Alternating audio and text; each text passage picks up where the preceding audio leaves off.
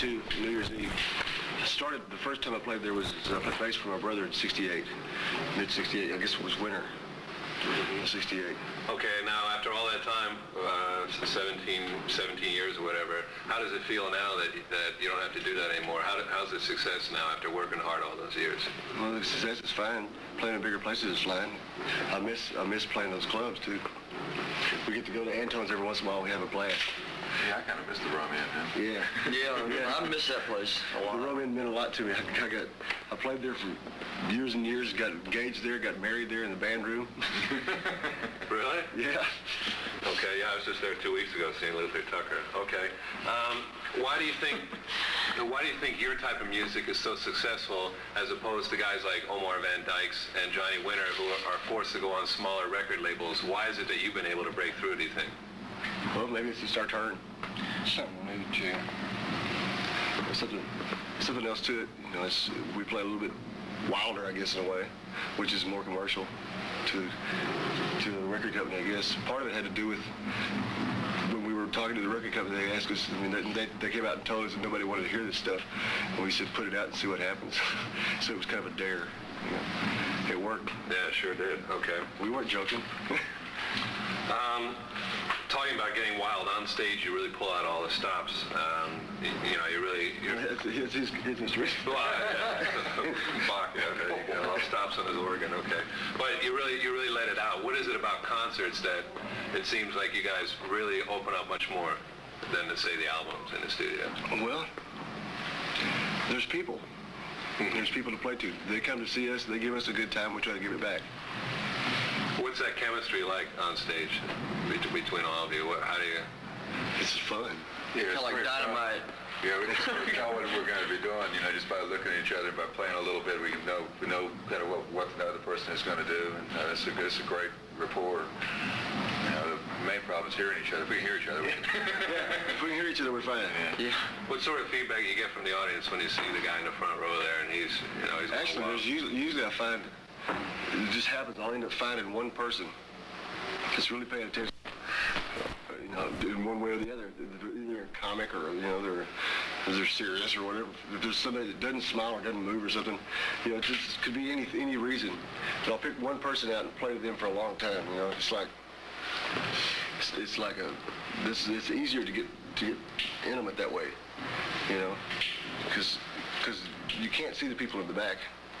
You know, that's the main difference in playing in a bigger place than in a club, because in a club, the people are, you know, of course, a lot closer. So you pick out somebody or a group of people or something and play mainly to them, and it's like you get this intimacy going on.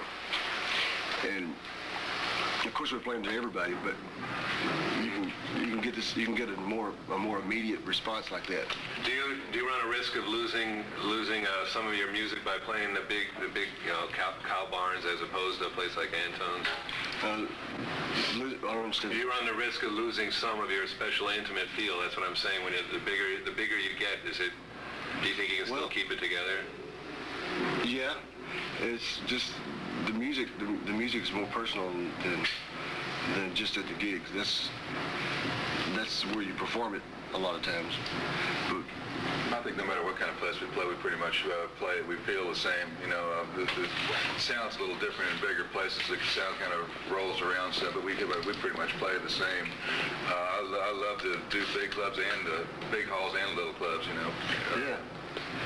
It's all fun. You know, sitting in your living room at home. The climate's different in a big place, you know. Everything's just real expanded, so he's kind of tried to do that too. But what he was saying about connecting with someone or a group of people, it kind of keeps that connection there.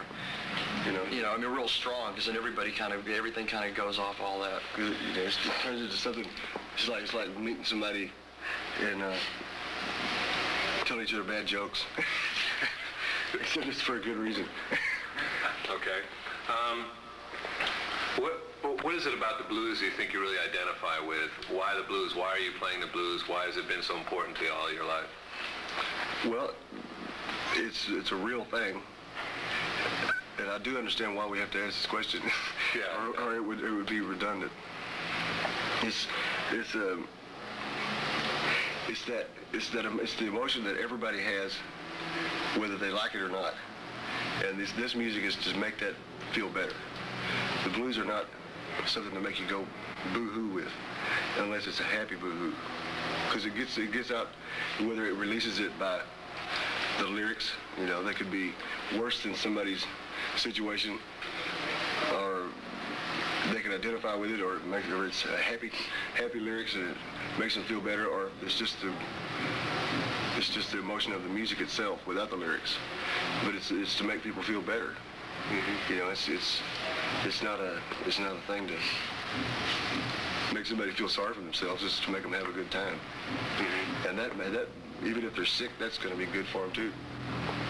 So the blues are actually in some ways a healing kind of music, you know, because they draw out the bad feelings and make you have a good time.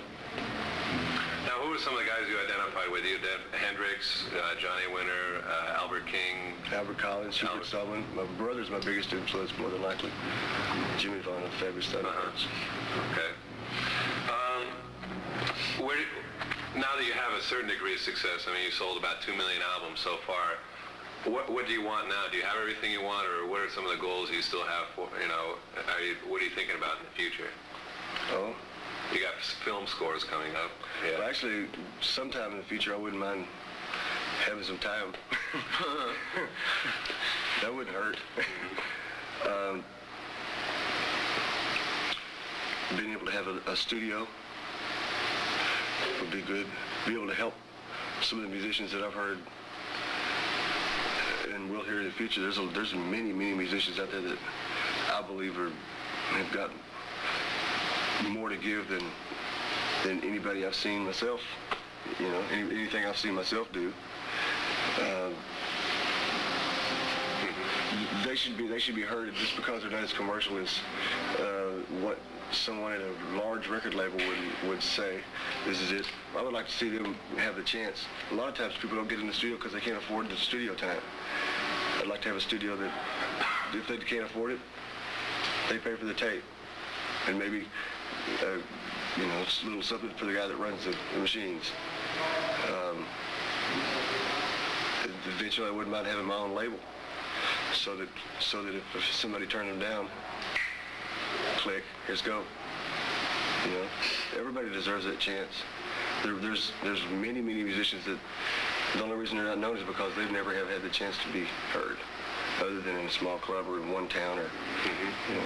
What is it? Why Austin? Why is the music scene so great there? I mean, you got a place like Antone's. The guy who runs it, I mean, he's got it up here. But why is Beaumont so anemic? You know, why is so much of the rest of the area, Texas and other states, they just don't have it? Why? What is it about Austin, you think? Well, there's a lot of musicians there that has moved there over the years. When I first moved there, it was a little different feeling. It's growing real fast now. It's more competitive now. But everybody still pulls for each other. You know, we don't get to see enough of it because we're on the road so much. It's still a place where people act like they're people and they treat each other that way. You know, it's not old-fashioned. It's not like Dallas or JR or anything. Beaumont, see, a lot of the people from down here have moved to Austin. Yeah, I'm sure. If it's anemic, that's why. I'm one of them. Okay. I know you're...